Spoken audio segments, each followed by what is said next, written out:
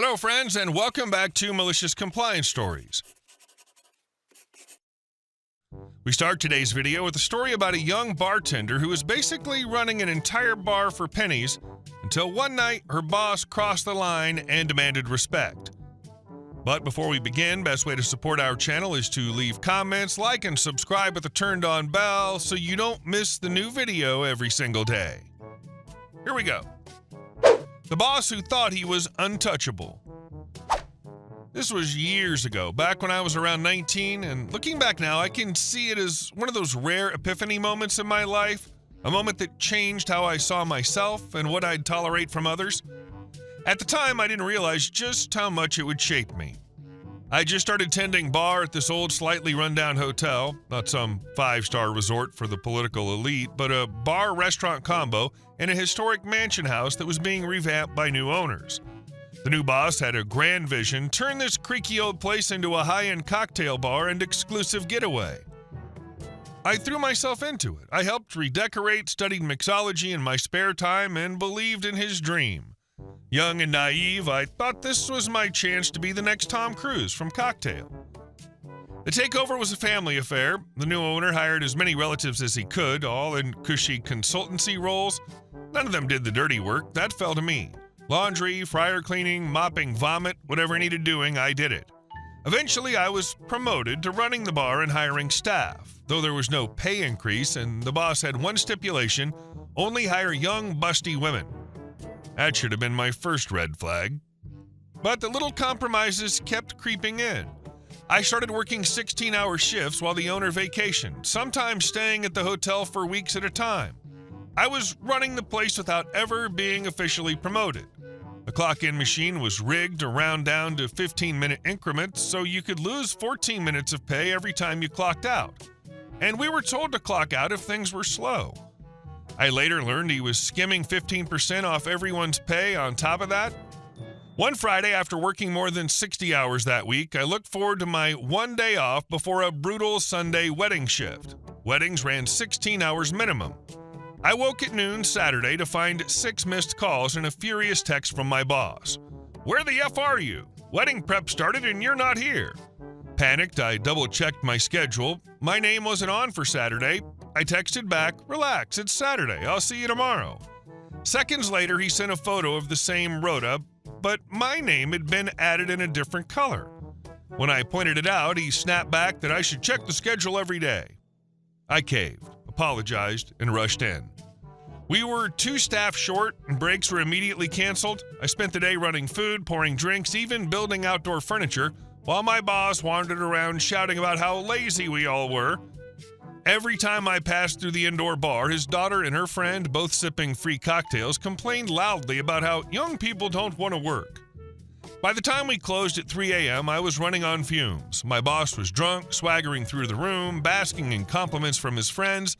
Then he turned on me in front of everyone. "You were late today," he slurred. "You better be on time for tomorrow's wedding."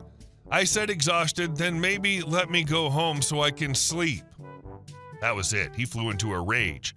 He got in my face, jabbing a finger into my cheek, spit flying. He shouted about how he had built an empire and how people like me would never amount to anything. And then he said it. "Do you know who I am?" I can still see him now. Beet red face, sweat beading on his forehead, vein throbbing. I took a deep breath, let it out slowly, and said, "I wish I didn't." It was the only energy I had left, but it was enough. He froze, stunned. I took the silence as my cue to leave. I walked out, turned off my phone, and went home. For the first time in months, I slept deeply and peacefully. When I turned my phone back on late Sunday, the messages poured in. First angry, calling me ungrateful, then apologetic, then begging me to come back, then circling back to insults about how I'd never be anything. I blocked his number. I never went back. Instead, I took 3 months off, spent the summer outside reading in the sun, and started figuring out what I wanted to do. That moment, standing there looking at his red, furious face, was the first time I realized my dignity was worth more than any paycheck. Just yes, you took care of yourself in a way they don't want you to think was even possible. It's people like your former self that these rich jerks feed on and manipulate for their own agenda of lazing back and riding on your hard work. I'm proud you did what you did, man. And our second story. Rules are rules, HR said, until I turned them into a holiday marathon. I work in a UK company that has a very good leave policy. I get 27 days annual leave, and I can also build up flexi time and take up to 2 flexi days off per month. In addition, due to a screw-up in HR, I'm allowed to float all my public holidays. I was moved to a joint venture company for tax and legal purposes, and when they took me back into the parent company, they just adopted my contract from that company instead of getting me to sign a new one. One day, I put in a leave request for 3 leave days and 2 flexi days. HR person denied it as, she said, it was against the rules to mix flexi and normal leave days. The rules had changed some time ago to allow mixing, but HR person told me that it was against the rules. I took it higher and her decision was overturned, but she didn't like it one little bit. Thereafter, whenever I submitted a request with mixed leave, she rejected it out of spite, claiming that it was not in the spirit of the rules. It's an interesting view into her mindset that she refused instead of asking how she could do it too. She was all about stopping me, so the fight began. Easter was coming up and I was due to take 2 weeks off. The middle Friday of my holiday was also the end of my leave month, and the Monday started a new month, so I put in for 2 public holidays carried over from Christmas, 2 flexi days, and a Good Friday public holiday. And since the second week was a new leave month, I used another 2 days of flexi, plus the public holiday Easter Monday, and 1 day of public holiday from the start of the year. So my 14 days holiday in the sun cost me a single Friday, which is 5 hours of leave time. She went ballistic, but could do nothing despite trying to find any way to stop the request. As a direct result of her trying to stop me, I now make a point of building up and using as much flexi leave as I can, just to see her pretending to smile as I hand in my request to her directly every single time. She grits her teeth so much I expect her to break a jaw. In 2019, I peaked and managed almost 60 days of leave, all thanks to her. Maybe I should thank her. It's an interesting view into her mindset that she refused instead of asking how she could do it too. This is one of the main problems with workplace culture. It's always, why should you get to have/do that and not me, rather than, we should both have that. And our next story. Sometimes kindness isn't accepted the way you expect it to be. Years ago, when I was still in college and living downtown, I had an encounter that stuck with me ever since. I was walking back from class, tired and hungry, mentally calculating how many more nights I could stretch my last box of spaghetti.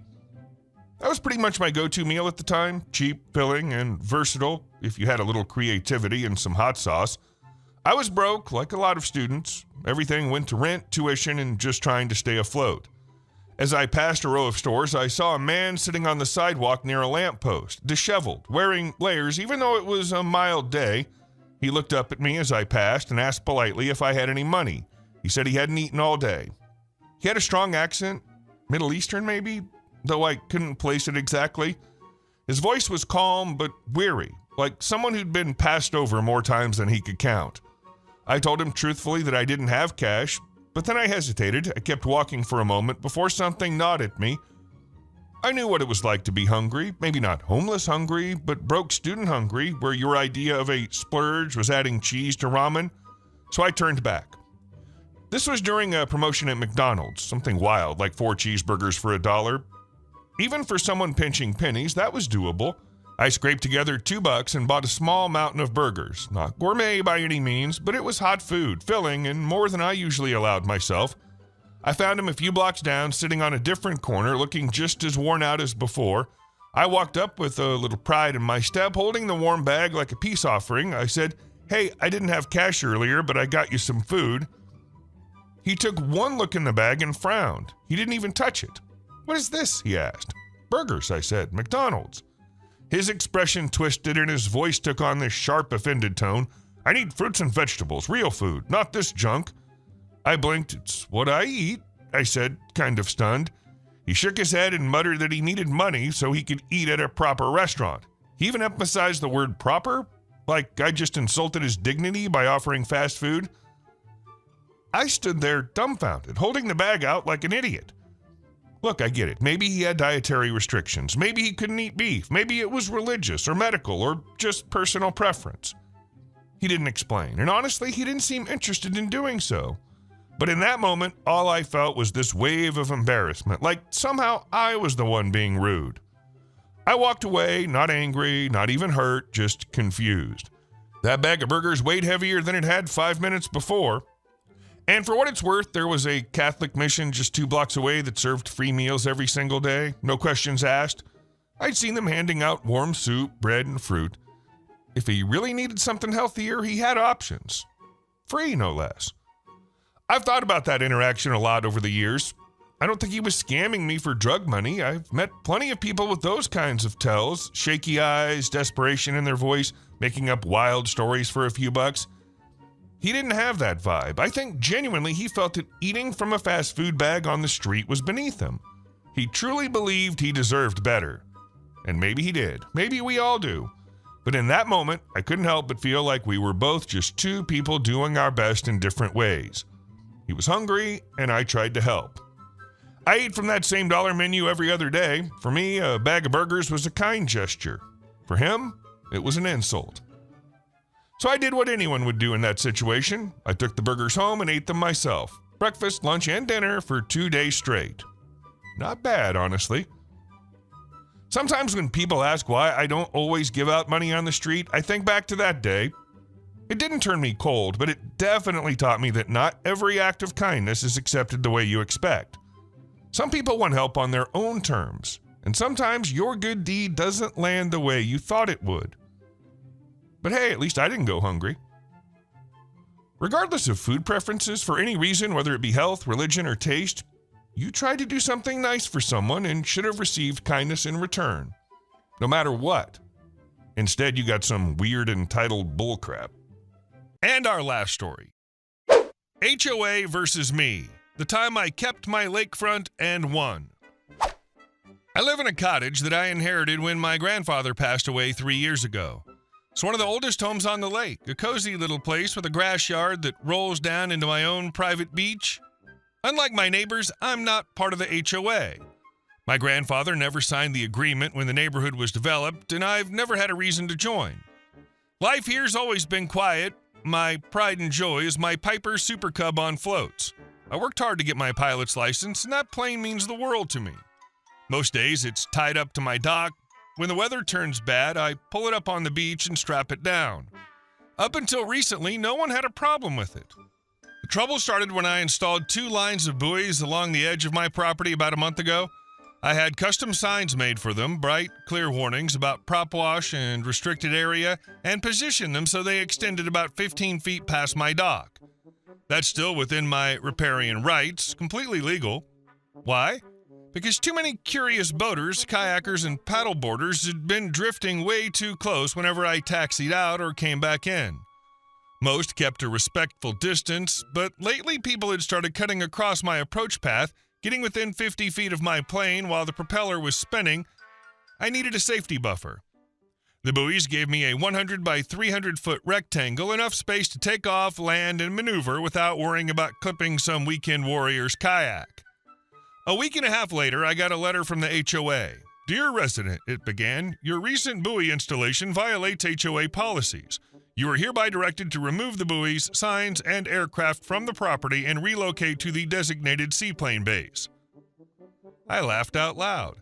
The HOA had zero authority over my property, so I wrote them a very polite letter back. I explained that the buoys were within my property lines and well within state law, that the plane was legally parked, and that they had no jurisdiction here.